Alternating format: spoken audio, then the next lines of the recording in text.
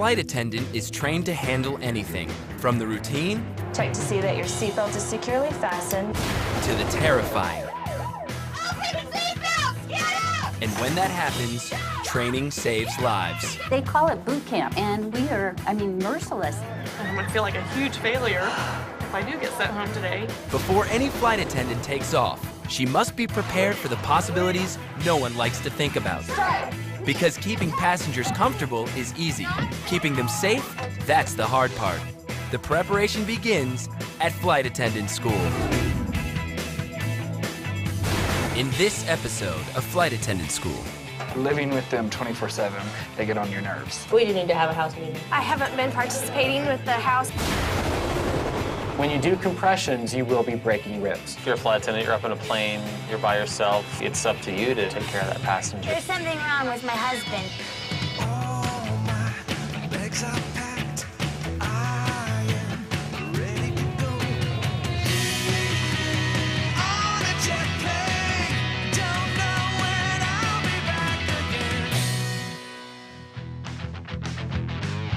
The flight attendant trainees are nearing the end of their third week of training with Frontier Airlines.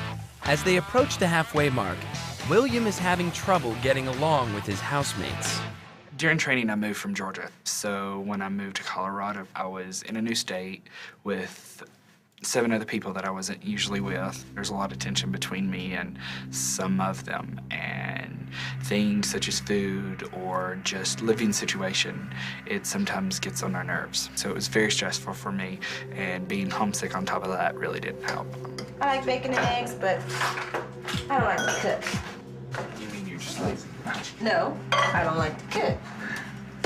I know William has had some issues with being homesick. And I personally don't have time for it. I have my own issues that I'm dealing with. I don't have time to babysit somebody who's always cranky.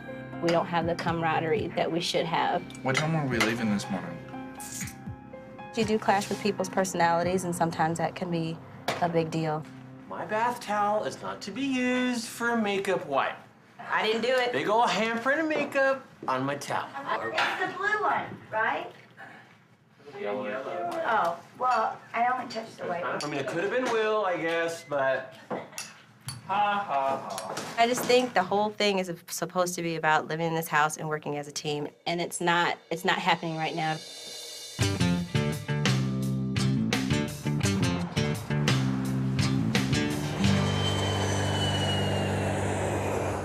All right, let's get to work. Meanwhile, at Frontier Training Center, Instructor Marco prepares the dummies for today's hands-on class on CPR. Right now, they're pretty dirty and gross, so I need to get them bleached. Nice and clean. This will be my star student. Even though the students are not getting along in the house, they have to work as a team to get through the emergency medical training, because if they can't learn it here, they won't be ready during an actual flight. All right, good morning, everybody. We're about to go into our first aid and CPR lecture. I'm feeling really excited about that. This is one of the portions of the training I've been looking forward to for the last couple weeks. The training you're going to receive today is to enhance you with some of the basic first aid and the training to save someone's life, because that's really what we're going to learn today, is how to save somebody's life. The medical stuff's pretty cut and dry, but when they happen, they're scary. Every medical's gonna be different, and nothing's gonna fall textbook. Most of the Frontier trainees have no previous medical experience, so the amount of first aid they're expected to learn could be very daunting. When you do compressions, you will be breaking ribs. So you will hear the ribs breaking, and you will feel. Sometimes you can even feel the cartilage popping underneath your hands. You have to do that, because that's how you get to the heart. I have had to perform CPR. It's disgusting, because you feel the ribs crack. You want to lock your elbows and bend at your waist. You need to use all of your upper body strength to break these ribs. That's all really there is to CPR. With the lecture complete, Instructor Marco and the students begin hands-on CPR training. Okay, we're going to start with you, William. Okay, so you come back to your galley, and this guy's laying on the floor. As William performs emergency CPR, he struggles to remember the classroom instruction. All right, so those 2 breaths go in. What's next? All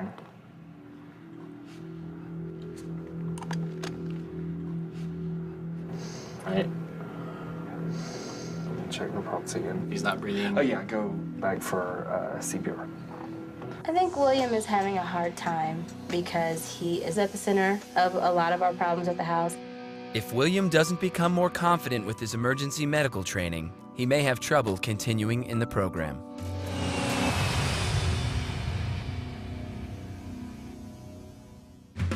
Coming up on Flight Attendant School. The wall would have been softer. Passengers have been known to jump up 6 inches. If things don't get better, I would have to leave the house.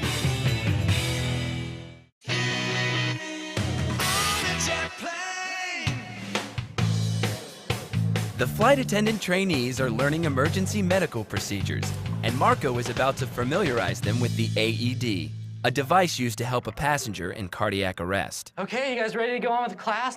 All right, so let's learn how to save lives with the AED. With your heart, if it goes into a quivering motion, that's the heart rhythm that the AED will recognize and it will shock. The training for CPR using the AED is extremely important. You know, there's a health problem that you have to take care of quickly or else that person could die. So you guys have to be prepared for the worst. Shock advised. So once to shock them, what we do before you shock anyone, make sure no one is touching them. I deliver the shock. These passengers have been known to jump up 6 inches. If it wants us to shock again, it'll tell us. So we want to monitor the patient, we want to monitor the AED. If it says shock advised, then we're going to have to deliver a shock again. Because the AED could be the last chance to save a passenger's life at 35,000 feet, the students board the cabin mock-up for more hands-on training during a practice flight. Stacy will play the role of a young mother whose husband experiences a medical emergency. And we're taking off. Whoosh. The student flight crew have one chance to get it right. I'm a little nervous just because I have to be in front of everyone to do it. I'm a little scared that they're going to throw something big at us. You are not free to use any approved electronic devices. There's something wrong with my husband. He's not waking up. He's not waking up? No, and before he went to sleep, he said he had chest pains. Are you okay? No, he's not okay. Where are you taking him? Take him back to the back alley and we're any medical professional, please come to the forward alley. In a medical emergency, the flight attendants must work as a team to save the passenger's life. I'm a little worried. It's a little scary to see my fellow students pulling the AED out. Just shows you never know what's going to happen when you're in the air. Is he going to be okay? We just have someone who's not feeling well, and as soon as we have any information that pertains to the rest of us, we'll be sure and keep you informed. You have to know that bad things could happen, so it's kind of like any emergency on the plane that we're trained for. You just kind of hope that your brain kicks in and you just do everything you know to do. Our passenger doesn't have pulse or breathing and he's unconscious. I like this instruction a lot because it's a lot of hands-on. They start you off right at the bat with all this information and you practice the techniques. As the training flight winds down, the students have learned a valuable lesson about how teamwork can save lives. Yes, I am just fine. The stuff that we've been studying for the last couple of days is practical, and we do need to use it not only probably for like our job, but in real life if you're ever out and about and need to use it. You guys did great. Thank you. After an intense day of working as a team during an emergency medical training exercise, William is still having a hard time being a team player at the house. You're not supposed to be cheating. If I'm copying it, it doesn't help for me to stare at it if I don't know it. While studying for their upcoming test, he quickly loses his patience with Sharon. Where are you at right now? Where are you at right now? I'm at C. What? C, I can't believe you went on so far. Okay, that's cabin. So they're gonna do seat belts. Right. Right. Is this us doing it together? Smart, Alec. No, seriously, like. Well, just think, where is C in the cabin? I'm gonna check the pillows and blankets. Pillows. Does that go with seatbelts? No, I don't think so. Blanket, don't cheat. Cheater. Cheater, cheater, cheater, cheater, cheater, cheater. I don't know about William. I think it was kind of like too severe. I feel like I was being judged. Dealing with the housemates and dealing with training, I feel that a lot of that stress is coming out with a few classmates. Being in the house with 7 other people is a big, big change. Some people aren't handling the situation so well. Coming up on Flight Attendant School. That much movement's really hurting. She didn't snap right out of it. That gives me a little bit of concern, okay? We are going to have a task to accomplish. Sometimes you just need to space away from the people that you're with.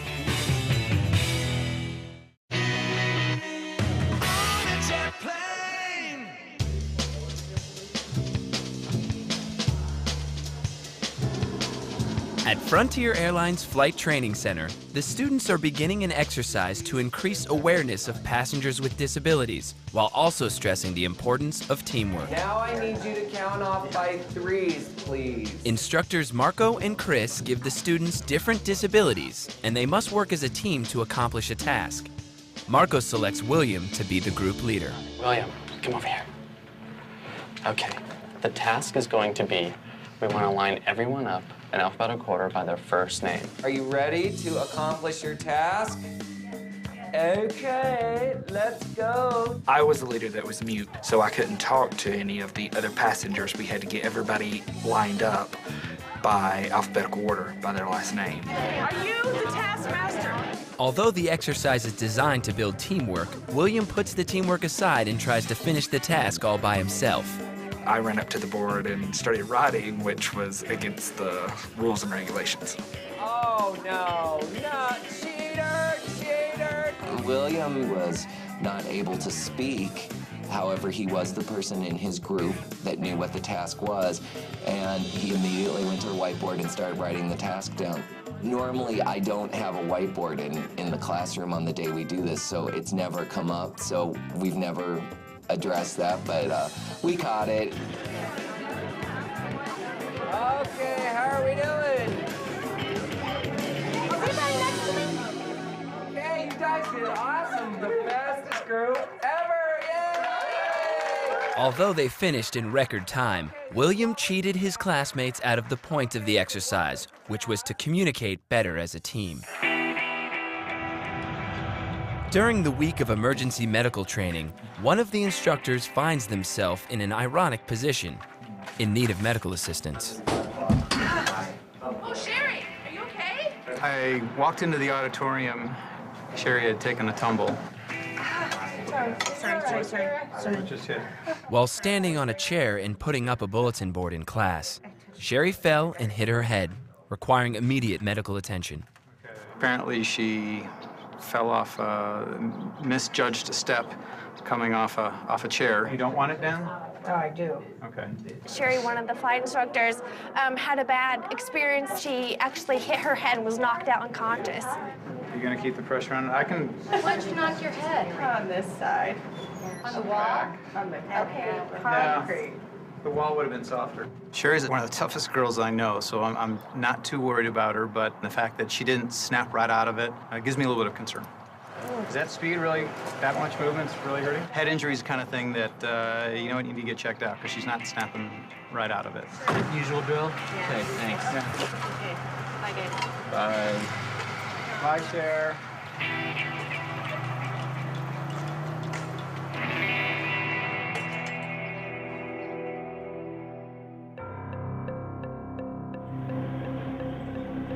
After a long day of first aid drills, the students are back at the house.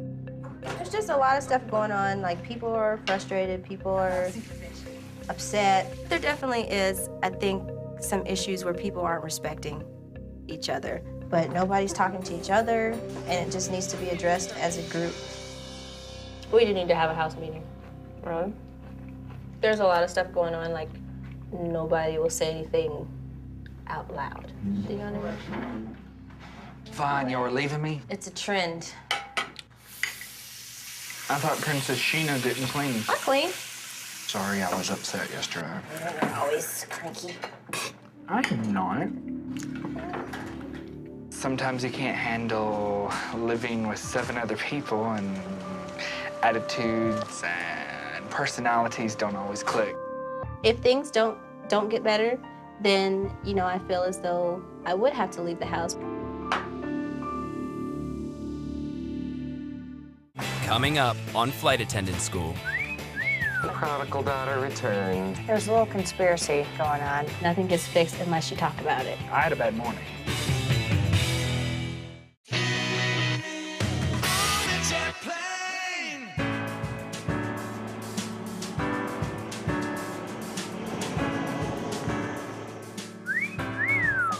prodigal daughter returns.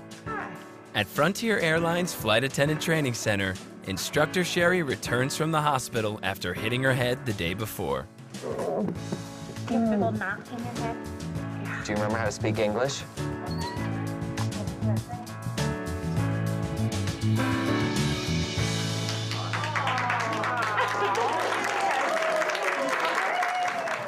Got you a card, and I think Tess bought you some flowers. Oh. I didn't buy him, but... Yeah, Marco, I didn't get him. Oh, I'm sorry. I bought you some flowers. Thank you, guys. Knowing that she's got a good sense of humor, Frank and Chris prepare a gag gift for her. Sherry and I have a truly unique relationship. Half the time, we're using our heads to figure out how to outwit each other. This be styling. We've got frontal, rear, and side protection. So actually, this injury might put me a little bit of an advantage, and I will definitely capitalize on it. Perfect. Meanwhile, Sherry gets right back to work with the students. How's your days? I guess you guys have been talking a little bit about a lot of things I've had. I think there's a little conspiracy theory going on because I was asked by Marco to come talk to the class about my recent fall in the auditorium because they're discussing first aid stuff today. Blurry vision and vomiting and nausea is what took me to the ER the other night. Frank, he really doesn't care too much, but the rest of them... Because we care so much about your safety, this is a crash helmet. And in the event that you're at altitude, you need an oxygen mask, so put that on. That's the whole reason I love working in here is because even when things are bad, they're good because you're surrounded by good people that help you through it. Thank you very much, Frank. I care. We care. I'll see you for CPR.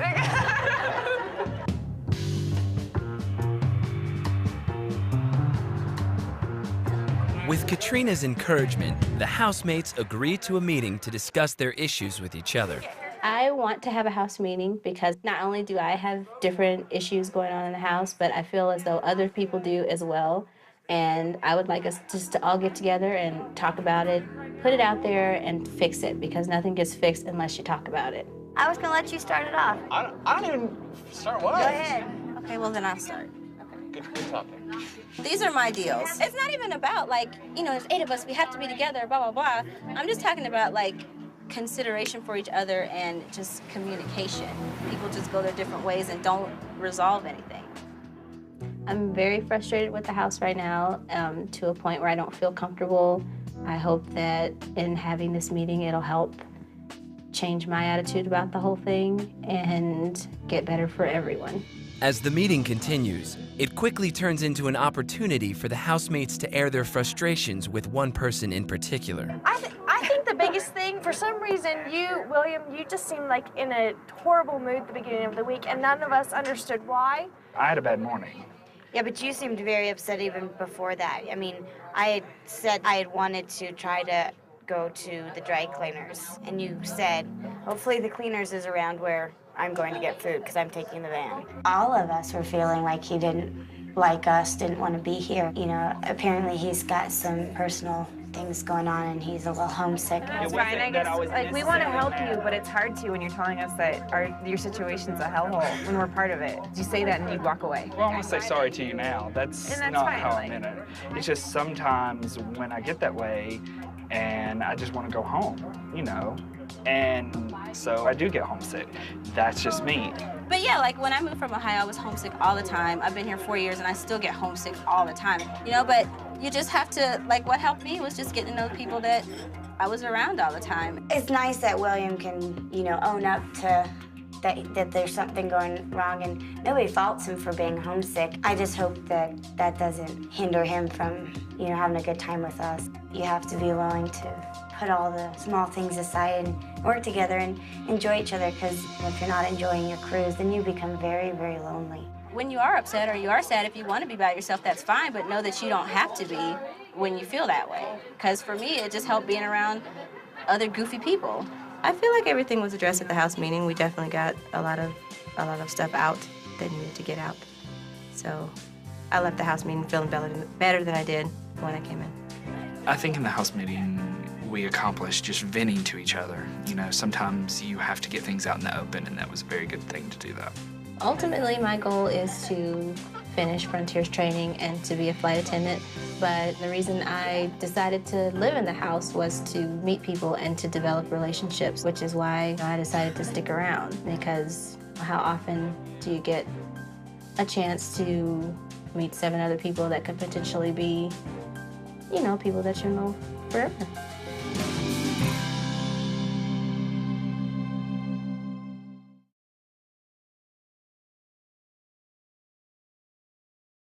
On the next episode of Flight Attendant School. What is a decompression? Basically, it's where cabin pressure inside the aircraft become equivalent of that outside of the aircraft. Please all take off your masks. Turn your regulator in. Heather, put your oxygen switches up. Oh my God, she's becoming a vegetable. We have 90 seconds to evacuate. Evacuate! Stand back! If you go off the side, you're gonna get hurt. Jump! Jump!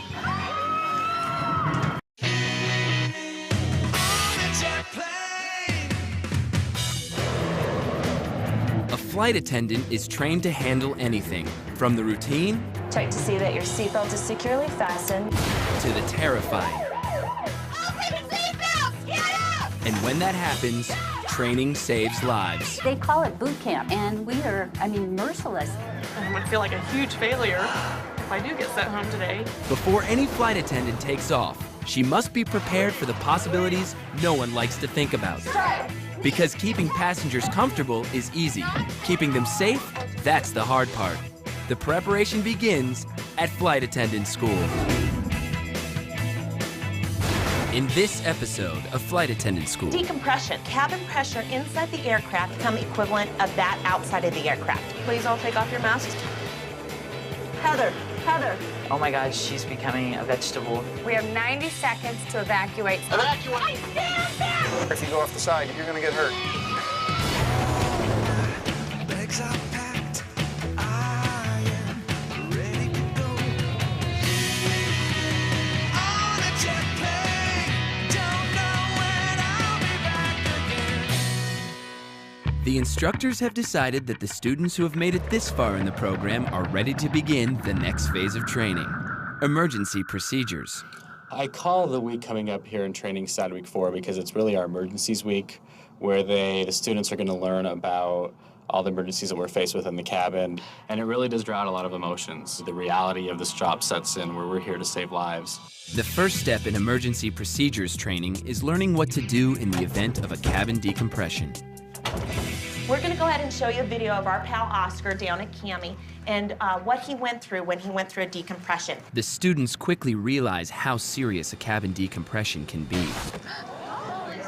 It's where cabin pressure inside the aircraft is trying to become equivalent of that outside of the aircraft. There are 2 different types of decompression, a rapid decompression and a slow decompression.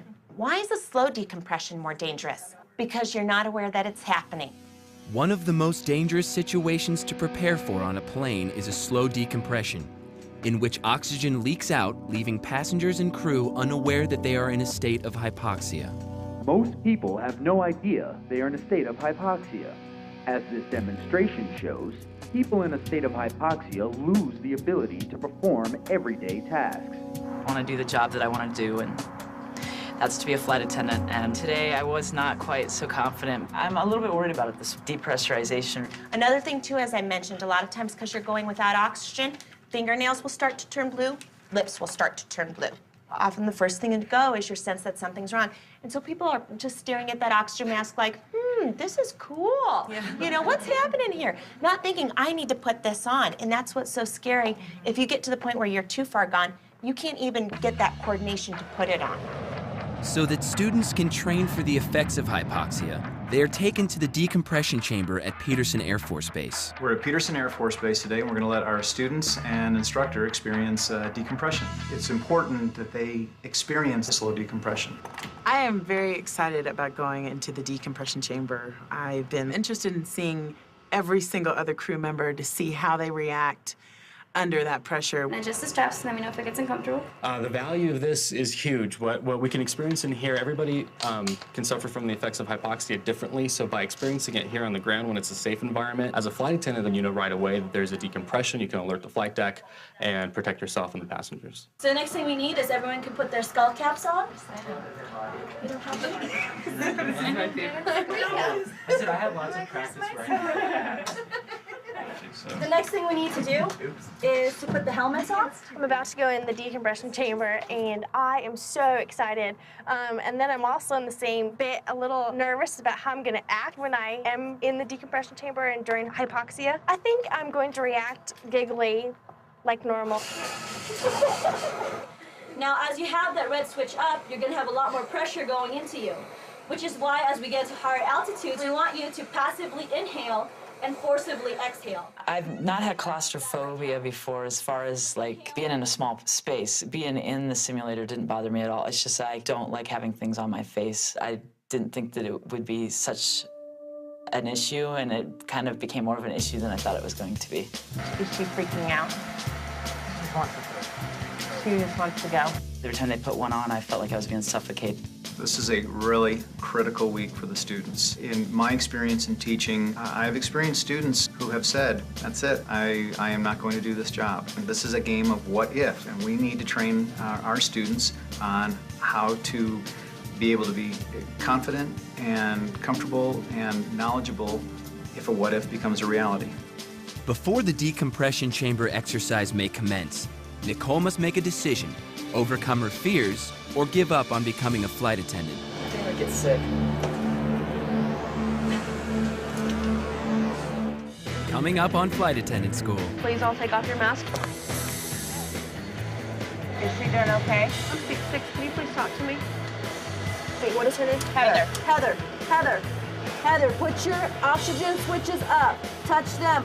Put your hand on those switches. Oh my God, she's becoming a vegetable. Heather.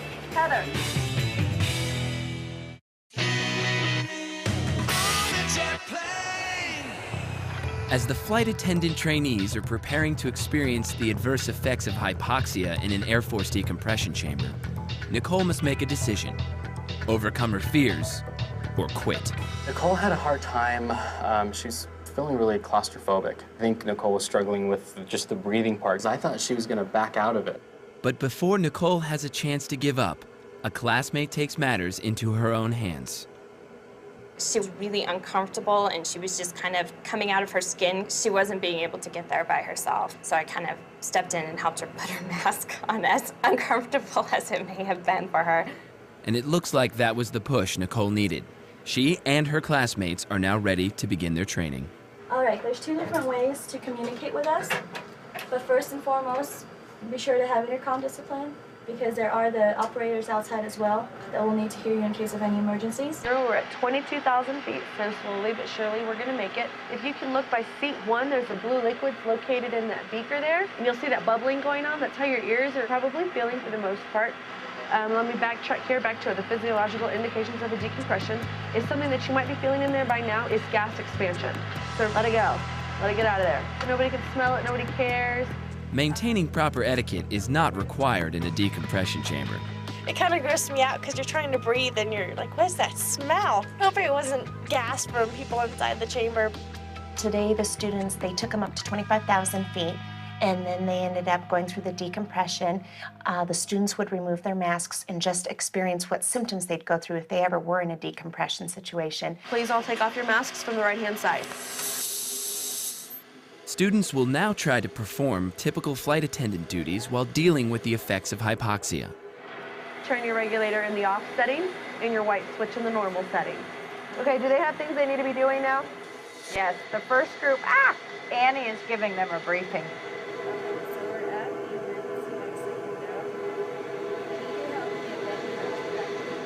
Can you hear? Almost immediately, Annie feels the euphoria associated with hypoxia. Annie was the first person to take off her mask in the decompression chamber, and she was trying to read the emergency exit briefing to the ABPs, and she could not stop giggling. You could tell that she definitely was in lack of oxygen. Annie, go ahead and stop. Are you feeling all right? Do you have any hypoxia symptoms? A little dizzy? Okay, seat 11, you can go ahead and let go of her comm. And seat 10, now you're back in charge of your own intercom. If you recognize that you're hypoxic, please feel free to gain load your regulator and correct. Would you like seat 5 to do like a briefing or anything since they're still hanging in there? Read the demo. And she needs to stand for it. Okay. Seat 5, can you go ahead and read the demo to seat 2, please? It's funny when you're the other people watching, too. You get to see everybody. I really enjoyed Rhonda's safety demonstration, both when she said it and performed it. That was good. Most trainees find they are able to handle the euphoric effects of hypoxia. But Heather has seemingly lost all motor functions and is teetering on the brink of unconsciousness. Is she doing okay? Seat 6, seat 2, please stop. Seat 6, how are you feeling in there? Seat 6, can you please talk to me? When I'm watching her, I'm thinking, oh my God, she's becoming a vegetable and she's like living inside her body and knows exactly what's going on, but she can't move. Oh my God, what's she gonna do, pass out? My fear is that you pass out and then you never come back. Seat 6, how are you feeling in there? Are you dizzy? It was definitely a little scary. I was sitting right across from Heather, so it was a little scary to watch the effects. It's strange seeing somebody in a state where they are kind of helpless. Okay, gang load your oxygen, gang load your regulator. Put all 3 switches up. I was just panicking. I was waiting for somebody to stop it. All 3 switches up. Come on, Heather. All 3 switches up. At 25,000 feet, it's not very common for most of our students to go that far into hypoxia to where we almost completely lose them. Look at me. What is her name? Heather. Heather. Heather. See, Heather. What? I want you to put all 3 of your switches up. Heather. Heather, this is Dawn here on the outside. Can you hear me? Heather, put your oxygen switches up. Put your green, your white, and your red switch up, please. Come on. Touch them. Put your hand on those switches. Put your hand on those switches. I haven't seen that happen in a long time, so it was kind of scary. Heather, Heather, Heather. Coming up on Flight Attendant School. Watching her eyes, I could see them start to tear up. Felt like it was something deep. We have 90 seconds to evacuate safely.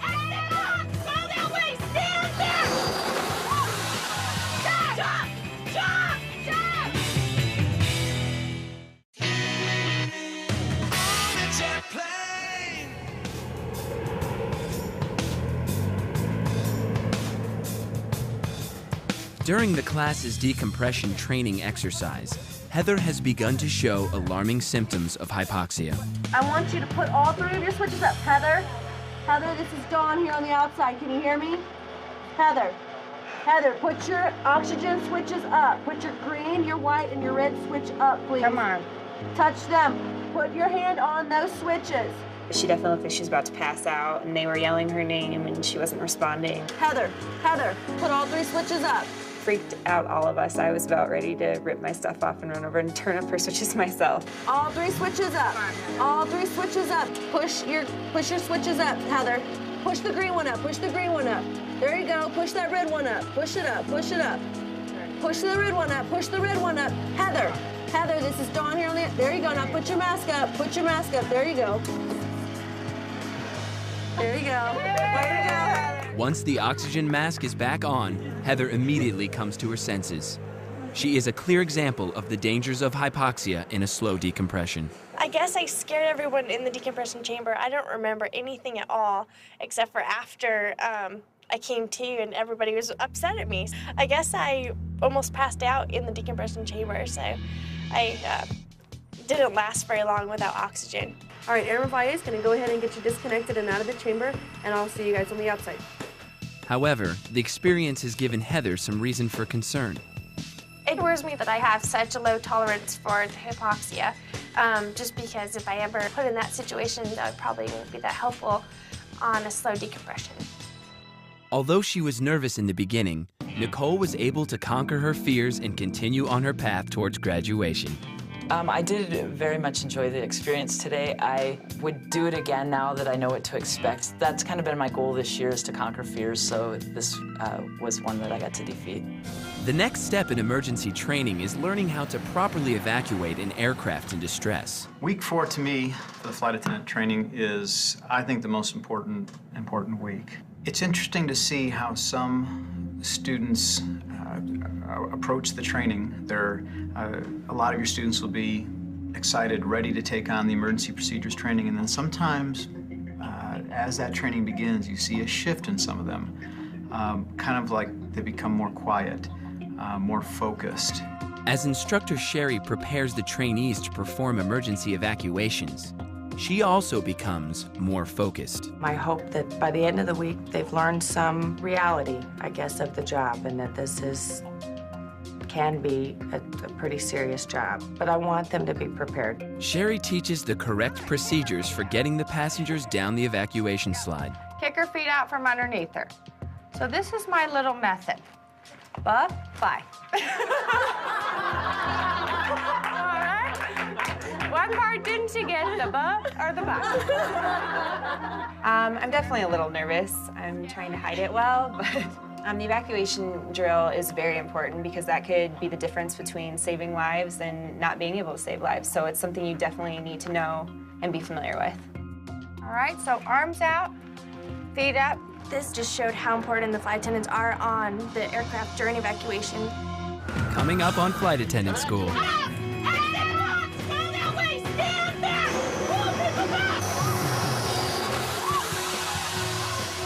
If you go off the side, you're going to get hurt. Jump! Jump!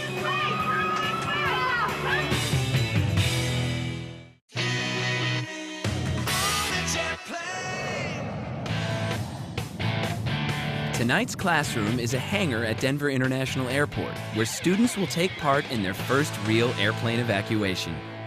A great opportunity tonight. We have an aircraft that has a scheduled slide deployment, so we're working this in, allowing our flight attendants to actually see the slide being deployed on a real aircraft, and they're actually going to participate in an evacuation. We're going to deploy an evacuation slider, and we're going to let you experience as close as we can make it to a real evacuation.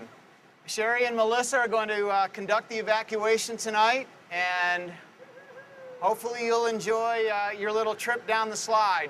The slides actually cost $20,000 a piece, not including the employees' fees of having to repack it. All the instructors will be participating in the evacuation. Sounds like our guests are arriving. The instructors have invited some special guests to make the emergency evacuation as realistic as possible. When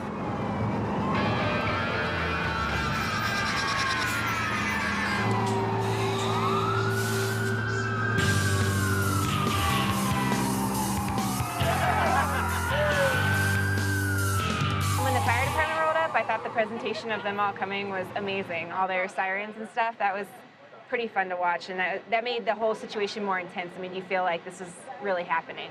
We invited Denver International Airport rescue firefighters out tonight because this is a training exercise for them as well.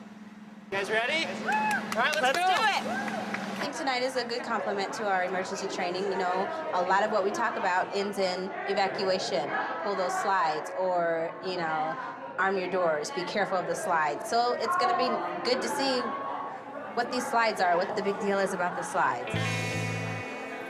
The trainees are anxious before evacuating an airplane for the very first time. Surprisingly, Instructor Sherry is equally nervous, since this will be her first time deploying an evacuation slide as an instructor. Testing one. Are you going to do the whole thing? Yes, we are. So we're going to do the whole thing. Army. The whole time we've been getting ready for this, I could feel my heart racing. And I could see them looking at me like, okay, she's nervous. When your instructors are nervous, I didn't want them to get nervous as well. So, you know, Melissa and I throw the smile on, like, okay, it's okay. Okay, my door's armed. Your door's verified. Perfect. Instructor Sherry has taught the students to stay calm during an evacuation, but even she is far from calm. Never having done this before, she's worried her inexperience will hinder her performance. I think when Melissa and I first sat down in the seat and we knew the drill was starting, that's the instant that I grabbed Melissa's hand and she squeezed my hand, and that's what makes me choke up, actually, because it was kind of this, okay, we're gonna go like this is real. We do this 1,000 times, right? I know. Right? All right, here we go. Oh my gosh. I don't know if I'm ready to do this. Brace, brace. Bend over! Heads down! Bend over!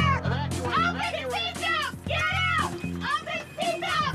Exit box! Go that way! Stand back! Open the box!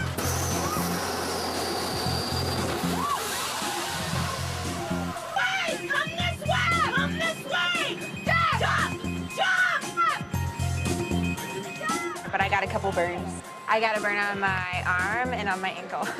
I don't know what I did, because you go down the slide so quickly that if you have exposed skin that slides along with it, it'll give you a little burn. Going down it, it was just so fast, I wasn't even thinking, to be honest. And got off, I was like, oh, it's done.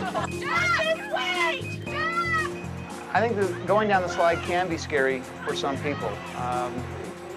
The fear of falling over the side, which is a legitimate fear. If you go off the side, you're going to get hurt.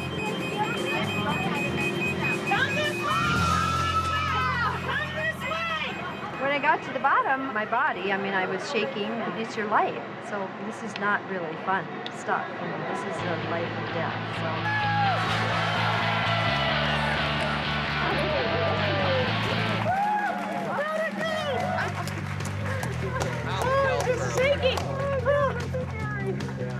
Everyone is quick to congratulate Sherry on her first successful evacuation drill as an instructor.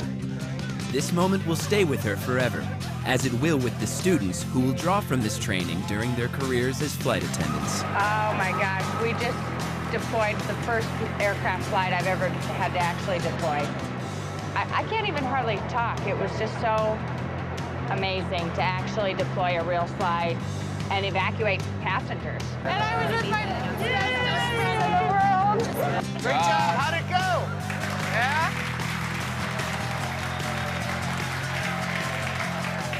Oh, yeah. Are you crying because you wore that damn poncho? We got to fly down the slides tonight, literally. It was very fun. You don't get a chance to do that every day, and I loved it. I had a blast.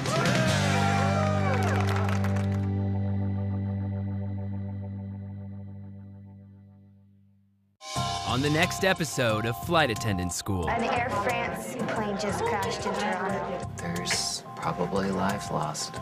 What really hits home is that it was an Airbus, and that's what we fly on. It's hard to find something good to say. What you're feeling, we all feel. But that's what this training program is designed for, to prepare you for the absolute worst case scenarios. Just get it off the runway. It was on fire. Well, I just gotta tell you I love you. It's the real world. I may lose a student tomorrow.